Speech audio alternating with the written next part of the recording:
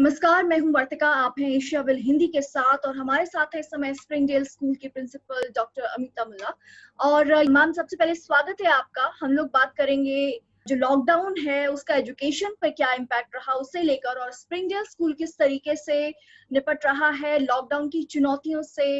मैं तो समझती हूँ कि 4-5 महीने होने को आए और लॉकडाउन का कोई इसमें कोई अंत नहीं नजर आ रहा है, और ऐसा लग रहा है कि ये शायद इस साल के अंत तक चले। तो जो चीजें हम लोग कर रहे हैं शिक्षा के क्षेत्र में, वो रोज कुछ न कुछ एक नई चीज हो रही है। क्योंकि जो पहले 3 महीने हुआ था वो बिल्कुल अलग था, क्योंकि उसमें ये था कि भाई हर इंसान पूरी कोशिश कर रहा था ऑनलाइन के प्लेटफॉर्म पे जाने का। क्योंकि इसमें कोई शक नहीं है कि प्रोग्रेसिव स्कूल्स थोड़ा बहुत तो कर ही रहे थे, टेक्नोलॉजी स्मार्ट बोर्ड्स लगे हुए थे। तो जिस तरीके से ये वाली जो टीचिंग की जरूरत थी, उस तरह से तो कोई नहीं पढ़ा रहा था। तो पहले 2-3 महीने तो यही था कि जैसे अंग्रेजी में कहते हैं फाइंडिंग योर फीट, कि हर आदमी कोशिश कर रहा था कि हम सबसे बढ़िया शिक्षा कैसे दे पाएंगे और अपने आप को भी कैसे शिक्षित करेंगे। क्योंकि इतनी ऑनलाइन सुविधाएं नहीं थी और ना टीचरों को समझ में आता था कि भाई हम किस तरह से ये प्लेटफॉर्म इस्तेमाल करें। तो उसके ऊपर मैं ज्यादा टिप्पणी नहीं करूंगी या उसके ऊपर मैं ज्यादा गुफ्तगू नहीं करूंगी। उसमें सिर्फ ये जरूर था कि जितनी असेसमेंट टीचर की हुई है उस दौरान, मैं समझती हूँ कि पूरी जिंदगी में उनकी असेसमेंट नहीं हुई होगी, क्योंकि वो एक बच्चे को नहीं पढ़ा रहे थे, वो पूरे परिवार को पढ़ा रहे थे। तो जो टीचर्स थी वो घर घर में घुस गई थी टेलीविजन की तरह। और उसमें एक बड़ी अजीब चीज हुई, दो तरफा चीज हुई। एक तो ये हुआ कि जो जितने पेरेंट्स थे वो समझ गए कि कितना मुश्किल होता है पढ़ाना। नहीं तो यहाँ तो ये होता है कि हर इंसान समझता है मैं टीचर हूँ, भाई कुछ क्या है, तो किताब खोलो बैठ जाओ। ऐसी कौन सी स्मार्ट चीज है कि टीचर बनना। पर तब पेरेंट्स ने असली में सोचा कि कितना मुश्किल होता है एक बच्चे को अट्रैक्ट करना, उसको आकर्षक करना, उसको बिठाना, उसको समझाना। उन्होंने ये भी देखा कि टीचर्स की जो ज्ञान है वो कितना है, और एक तो ज्ञान था और एक था प्रैक्टिकली वो किस तरह से पढ़ा रहे हैं और बच्चे की अटेंशन के ऊपर काबू रख रहे हैं। तो जो अच्छी टीचर्स थी उनके उनके बारे में तो बहुत कुछ कहा गया, मैं समझती हूँ। तो इसलिए हमारे लिए एक बहुत बड़ी ये चुनौती थी, क्योंकि मैंने ये ठान लिया था कि मैं किसी भी टीचर के ऊपर कोई टिप्पणी नहीं चाहूंगी। इसलिए दिन रात करके हम लोगों ने हर एक प्रेजेंटेशन जो बाहर गया उसको देखा, ताकि कोई भी किसी टीचर के बारे में कुछ नहीं कह सके। क्योंकि जब ये खत्म हो जाएगा बाद में वो कहेगा भाई हम उस टीचर की क्लास में नहीं जाना चाहते, हम उस टीचर की क्लास में नहीं जाना चाहते क्योंकि दूसरी वाली बेटर पढ़ा रही थी, हमने इनको पर्सनली देखा है। तो मैं नहीं चाहती थी कि जवान लड़कियां हैं, यंग लोग हैं, कि इनके ऊपर किसी किस्म का क्रिटिसिज्म आए। तो बहुत ज्यादा ट्रेनिंग मैंने पर्सनली इनकी की। ये एक वो दौर था। अब ये एक दौर आया है जिसमें एक ह्यूमनाइजेशन बहुत जरूरी हो गया है टेक्नोलॉजी का क्लासेस के अंदर। क्योंकि अगर हम उसी तरह से पढ़ाते रहेंगे कि भाई 1-2 वीडियो एम्बेड कर लिए, 2-3 पावर पॉइंट डाल लिए और आगे बढ़े, वीडियो ऑन करके उनके चेहरे देख लिए, तो हमारे में और कोचिंग सेंटर में क्या फर्क, क्या अंतर है। तो एक और क्योंकि एक किस्म का बोर्डम भी आ जाता है बच्चों में, वही वही चीज अल्टीमेटली तो वही टेक्स्ट आप पढ़ा रहे। तो फिर मैं समझती हूँ कि ये जो परेशानी थी पैंडेमिक की, उसको किस तरह से एक शिक्षा का जिसे कहते हैं वाहन को इस्तेमाल करिए पैंडेमिक को, और उसमें ये कंसेप्चुअल बेस्ड लर्निंग और पर्सनलाइज्ड लर्निंग, इंडिविजुअलाइज्ड लर्निंग को अंदर लाए, जिससे कि टेक्स्ट बुक को छोड़ के एक कॉन्सेप्ट लेके जाए और उसको पढ़ाएं। इससे क्या है कि टीचर्स ब्रेक अवे रूम्स बनाएं, जिससे शाम को अलग से बच्चों को पढ़ाएं, 3-4 बच्चों को साथ बैठ के उनसे रिसर्च करें। फिर एक ग्रुप पेयर बने जिसमें 4-5 बच्चे एक हम उम्र के हों और वो अपने आप फिर बैठ के कुछ रिसर्च करें। उनके साथ पेरेंट्स को भी हमने लगा दिया ताकि पेरेंट्स उनको मॉनिटर करें, ताकि पेरेंट्स भी या ग्रैंड पेरेंट भी जो घर में बैठा हुआ है, जो शायद रिटायर्ड साइंटिस्ट हो, रिटायर्ड मैथमेटिशियन हो, या कोई किसी और लॉयर हो, जो भी हो जिसको रुचि हो, वो उन बच्चों के साथ बैठ के उनको मॉनिटर करे। तो हमने पूरी कोशिश की ये कि एक जो ये पूरा एक ये क्षेत्र है शिक्षा का, ये एक 360 डिग्री का बन जाए। तो जो पढ़ाई हो वो सिर्फ एक नॉर्मल पढ़ाई ना हो, एक रिसर्च बेस्ड, एक प्रोजेक्ट बेस्ड, जिसमें बच्चे सामने आए, बच्चे बोले, बच्चे आए, टीचर साइड में बैठे, अगर बच्चा कुछ भूल जाए तो टीचर उसको याद दिला दे, पर सारी शिक्षा बच्चों के जरिए हो, वो समझाएं, वो बताएं, क्योंकि इसमें तो कोई शक नहीं है कि जितना ज्ञान होता है वो इंसान के अंदर होता है, और हमें सिर्फ ये काम करना है कि उस ज्ञान को बाहर निकालना है और उसके लिए एक रास्ता दिखाना है। तो टीचर जो है वो एक मार्गदर्शी होती है, तो उस तरीके से उनको मार्गदर्शी जो उनका जो अस्तित्व है वो टीचर का मैंने आगे लाई। और मैंने इनसे कहा, और बच्चों को ये भी मैंने कहा कि आप अपना शक्ल, चेहरे पे पेंट लगा के आइए, विग पहन के आइए, चश्मे पहन के आइए, कोई साड़ी पहन के आइए, क्योंकि आप लोग हमको इंटरेस्टिंग से लेसन सिखा रहे हैं। इसमें बड़ी बच्चों को रौनक आई, बहुत अच्छा लगा। जो बच्चे बिस्तर से नहीं निकलते थे वो सुबह से उठ के, माएँ भी बेचारी लगी हुई हैं लड़कों के ऊपर मूछें लगा रही हैं, छोटे बच्चों के ऊपर, ताकि वो खड़े होके पगड़ी बांध के भगत सिंह की कोई गाथा बता रहे हैं। तो इसमें रिसर्च बड़ा होने लगा और बच्चे बहुत रिसर्च कर रहे हैं, सोच रहे हैं आगे क्या करें, एक्साइटमेंट हो गई, उससे एक इमोशनल डेवलपमेंट हुई। और जो चीजें जो एक ऑनलाइन क्लासों में मिसिंग होती हैं, जैसे कि पब्लिक स्पीकिंग की एबिलिटी, जैसे कि क्रिएटिव थॉट, जैसे कि अपने आप को विजिबल करना, एक कॉन्फिडेंस लाना, एक सेल्फ स्टीम लानी, जो सब स्कूल में होता है, क्योंकि स्कूल में तरह तरह के प्रोग्राम होते हैं और बच्चे विजिबल होते हैं। तो ये सब चीजें होने लगी, क्योंकि कमजोर से कमजोर बच्चा, समझदार से समझदार बच्चा, हर तरह से बच्चे तो वही होते हैं बच्चे जो हर तरह के बच्चे ने कोशिश करी कि मैं भी कुछ बनूं। और ग्रुप्स ऐसे बनाए कि कुछ बच्चे जो एकदम, जिनकी पकड़ एकदम तेज नहीं है, उनको साथ लिया, उन बच्चों के साथ जिनकी पकड़ तेज है। और सबसे बढ़िया चीज हुई, और मैं समझती हूँ पैंडेमिक की सबसे बढ़िया चीज ये है, कंपटीशन खत्म हो गया। क्योंकि कंपटीशन ने इतना बलवा कर दिया है हमारे देश में, हमारे एजुकेशन क्षेत्र में, कि बच्चे का हुनर है वो तो क्रश ही हो गया इसी में देखने के, भैया 100 मिलेंगे, 80 मिलेंगे, 70 मिलेंगे, क्या मिलेंगे। तो वो अब हम सब एक इवन प्लेइंग फील्ड पे हैं, क्योंकि ना तो कोई इम्तिहान हो रहे हैं, ना कोई टेस्टिंग हो रही है, सब एक जैसे, बस सब कोई बात कर रहा है, कोई पता लगा रहा है, कोई रिसर्च कर रहा है।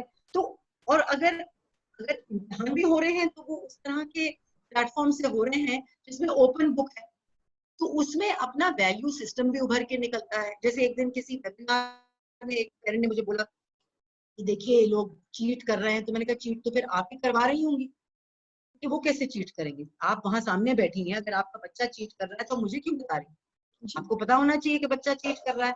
तो ये तो आपका वैल्यू सिस्टम है, और मैं एक एडल्ट का वैल्यू सिस्टम टिप्पणी करूँ। तो कहने का मतलब है कि इंसान का एक वैल्यू सिस्टम भी समझ में आ रहा है, कि अगर आप अगर एक गूगल फॉर्म पे आप बच्चों को असेसमेंट कर रही हैं, तो बच्चों का खुद का एक वैल्यू सिस्टम है कि भाई हम चीट नहीं करेंगे, हम इसको करेंगे। तो इसके ऊपर बड़े मौके मिले हैं, तरह तरह के मौके मिले हैं, और इन मौकों का मैं बहुत ज्यादा जैसे कहती हूँ फायदा उठा रही हूँ। जी मैम। मैम ऑफ कोर्स आप इन मौकों का पूरा फायदा उठा पा रही हैं, और आपने बहुत सारे जो प्रश्न मेरे थे, जिन जैसे कि आप लोग क्या क्या नई तरीके अपना रहे हैं बच्चों को पढ़ाने के लिए, तो आपने कहा कि काफी सारे आप लोग रोल प्लेस देते हैं बच्चों को, ताकि वो इंटरेस्टिंगली तैयार होकर आए और उनका भी क्लास में इंटरेस्ट बना रहे। और एग्जाम्स के बारे में आपने बताया कि कैसे आप गूगल शीट्स के थ्रू एग्जाम ले रहे हैं। तो इसमें कई बार ये होता है कि जो फिजिकल क्लासेस होती हैं टीचर्स के लिए, वहां पे भी मुश्किल होता है बच्चों का अटेंशन बना के रखना। तो ये ऑनलाइन क्लासेस में आप लोगों ने क्या किस तरीके से बच्चों का, क्योंकि वो अलग अलग जगह पे अपने अपने घरों में बैठे हुए हैं, वहां उनका किस तरीके से आप लोग अटेंशन बना के रखने में कामयाब हो पाए? वहां तो ये है ना कि इस वक्त हम लोगों ने ये पूरी कोशिश करी है कि पेरेंट्स के साथ पार्टनरशिप्स करने की।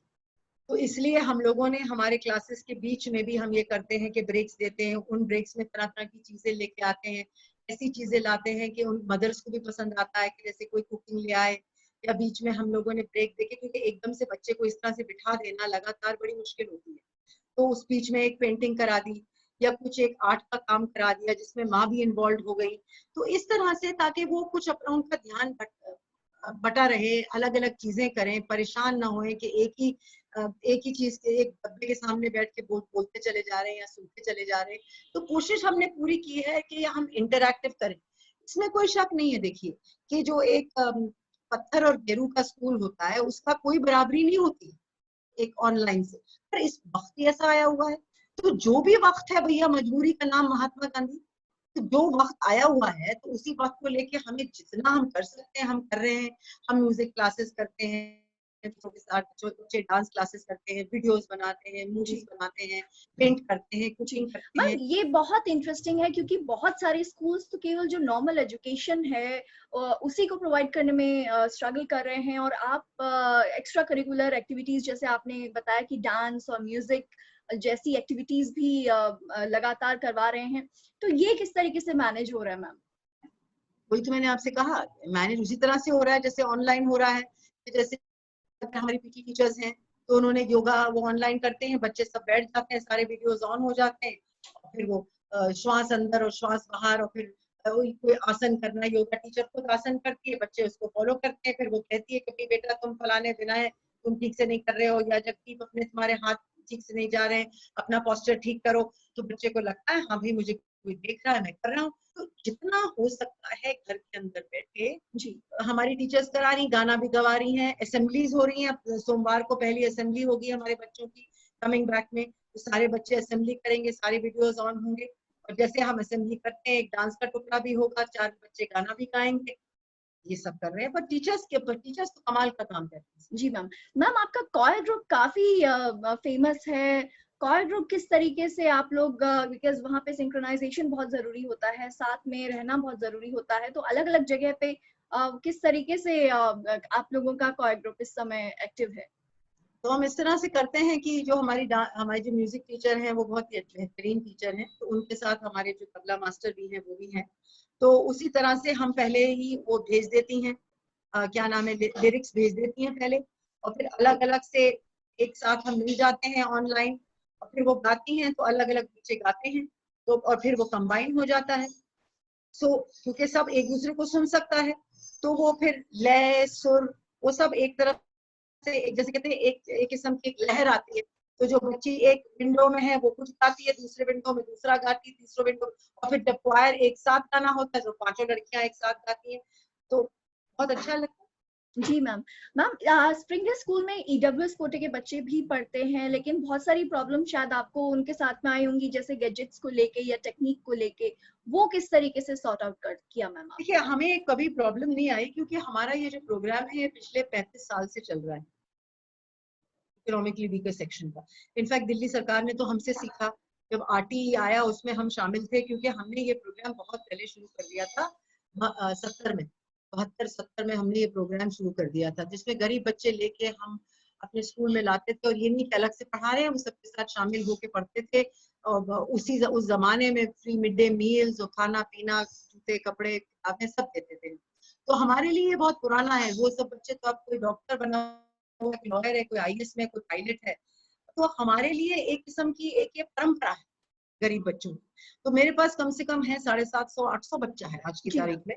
तो क्योंकि हम सालों से इनके साथ काम करते आ रहे हैं, तो हमें इनके बारे में सब कुछ पता है। इनके घर हम जा चुके हैं, इनके माँ बाप हमारे पास आ चुके हैं, इनको हमने बाद में इनको कॉलेजेस में भी पढ़ाया है, इनका आउटरीच प्रोग्राम्स देखा है, इनकी माओ को नौकरियां दिलाई है, वोकेशनल सेंटर्स खोले हैं, ताकि माँ नौकरी करती रहे, उनको कुछ वो अचार बनाए, चटनी बनाए, क्या नाम है, कोई स्टिचिंग टेलरिंग करे। इस तरह से मैं 3-4 वोकेशनल सेंटर्स चलाती हूँ, लेबर मिनिस्ट्री के लिए SC ST का प्रोग्राम चलाती हूँ। तो इसलिए हमें बिल्कुल पता है कि इनकी क्या नीड्स है। तो अगर कोई बच्चा के जैसे कहता है हमें कि मैम फोन नहीं है, तो हमने क्या किया, हमने सब मिलके और हमने फोन भेज दिया, और ये ई पास था हमारे पास, तो बच्चे को फोन भी एक भी ऐसा बच्चा नहीं है जो हमारी क्लास नहीं अटेंड कर रहा है। बीच में दो दो बच्चे चले गए थे, क्योंकि वो माइग्रेंट प्रॉब्लम हुई थी, उनका घर चला गया था, वो वापस चले गए थे। वहां से भी वो मुझे बार बार फोन पे फोन करते थे कि मैम हम वापस आने वाले। मैं कोई फिक्र नहीं। तो कहने का ये मतलब है कि इतना ज्यादा हमारा उनके साथ जैसे कहते हैं ना मेल है। और दो हमारी जो सोशल वर्कर्स हैं वो हर क्लास में जाके चेक करती हैं कि बच्चा आया कि नहीं आया, और नहीं आया तो उसी टाइम फोन होता है। उसके बाद दोपहर में रेमेडियल क्लासेस होती हैं, और शाम को उनकी हेल्पलाइंस होती हैं। तो 3 लेवल पे हम EWS बच्चे को पढ़ाते हैं। 250 बच्चा मेरे पास है special needs, autism, dyslexia, down syndrome, तरह तरह की जो मानसिक चैलेंजेस हैं उनके साथ भी हम लगे हुए हैं। तो मैं तो समझती हूँ कि हमारा जो क्लासरूम है वो भारत है। भारत में तरह तरह के लोग होते हैं, गरीब होते हैं, अमीर होते हैं, थके हुए होते हैं, टूटे होते हैं, बिगड़े होते हैं, बने होते हैं। तो हमें तो हर इंक्लूसिव क्लासरूम है, और हम भी खुद इंक्लूसिव हैं, उसके साथ शामिल हैं। जी। मैम, एशिया वर्ल्ड से बातचीत के लिए अपना समय देने के लिए आपका बहुत-बहुत शुक्रिया। हमें पता है कि आपके पास बहुत लिमिटेड समय है और बहुत बेहतरीन आपने जानकारी दी। यहाँ पे शायद बाकी स्कूल भी काफ़ी कुछ सीख सकते हैं कि किस तरीके से नया इनोवेशन लॉकडाउन के टाइम पे और इस चैलेंज को किस तरीके से एक अवसर के तौर पे बदला जा सकता है और क्या नई चीज़ें की जा सकती हैं। Thank you so much ma'am, thank you so much for connecting with us and being with us here. And हम चाहेंगे कि हमारे साथ जो बाकी दर्शक जुड़े हैं, जो बाकी देख रहे हैं पेरेंट्स अपने बच्चों को ऑनलाइन पढ़ाई में स्ट्रगल करते हुए, वो भी यहाँ से काफ़ी कुछ सीख सकते हैं और नई टेक्निक्स जो अपनाई जा रही हैं स्प्रिंगडेल जैसे स्कूल्स में, वहाँ पे कुछ टेक्निक शायद आप घर पे अडॉप्ट कर सकते हैं, कुछ अपने स्कूल्स को आप लोग बोल सकते हैं अडॉप्ट करने के लिए। तो बाकी देश और दुनिया की जानकारी के लिए आप बने रहिए एशिया वर्ल्ड हिंदी के साथ। नमस्कार।